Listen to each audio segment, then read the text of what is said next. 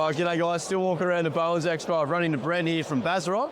So this is a bit of an innovative new product, something that you'd use, sort of a different product from Hebel or something like that. It is a render panel. Brent, I'm going to pass over to you. Tell us a little bit about, what it's made of and some of the thermal properties and stuff for it. Yeah, well, it's a mineral wool panel, so designed to compete, well, not compete, designed for the replacement of EPS, as well as AAC panel where it needs to be.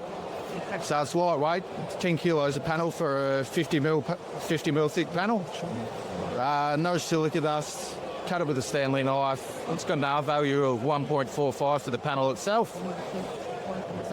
Easy to install, very light on site, not needing a crane to lift it up on scaffold on double stories. How big's the panel, mate? What size is it? 2.2 by 600. It only weighs 10 kilos. 10 kilos. That's wow. Can you maybe just give us a bit of a brief? It sort of looks like here the sort of like a bit of a back and forth woven sort of. Yeah, so the mesh is stitched both sides for the structural integrity of the panel, which allows us to fix it to the stud or to the batten without having any issues with it peeling away from the wall. Yep.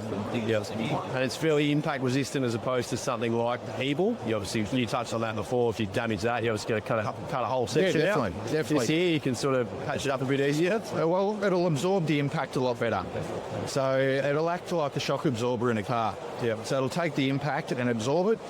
If you do happen to damage the render, which will take a fair hit to damage the render, you don't need to cut the section out because the panel won't fracture. Yep. So you essentially just need to patch up the render, recolour the wall. Recolour it, off you go. Fire rating? It's got a 60-60-60 and can achieve a 90-90-90. Wow. So which exceeds the Bell FZ. Yeah.